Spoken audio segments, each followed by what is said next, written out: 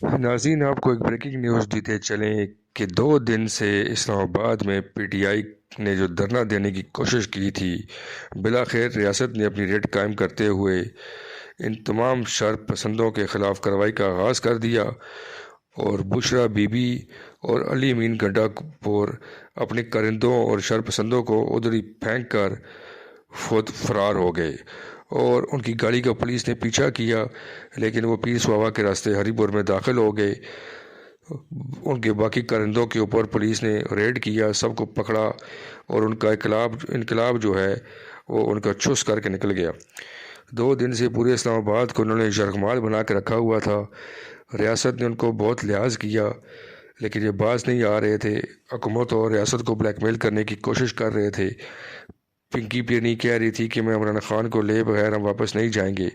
لیکن جیسے ہی آج پاک فورسز نے ان کو منع کیا کہ ڈی چوک میں نہ آئے، لیکن اس کے باوجود وہ ڈی چوک میں بھی آ گئے۔ اس کے بعد رات گئے، پولیس نے آپریشن کیا اور اس کے بعد تو ایسے بھاگے جیسے گدھے کے سر سے سینگ، دم دبا کر بھاگ گئے سارے۔ اور پیرنی اور گنڈا پور اپنے کرندوں کو ایک بار پھر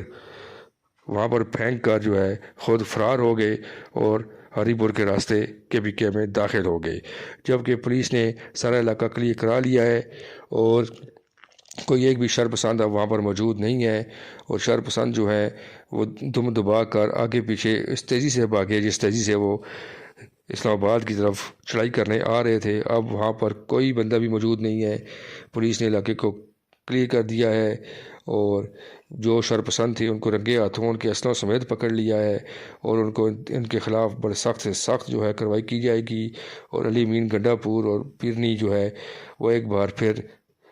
اپنی عوام کو جو کرائے کے شرپسند لائے تھے ان کو وہیں پر پھینک کر اور خود موقع سے بھاگ گئے۔ پیرنی نے دعویٰ کیا تھا کہ وہ عمران خان کو ساتھ لے کر جائے گی، لیکن وہ عمران خان کو بھی وہیں پر پھینک کر خود بھاگ گئی ہے اور ایک بار پھر پی ٹی آئی کے کرندوں اور شرپسندوں کے ساتھ ہاتھ ہو گیا۔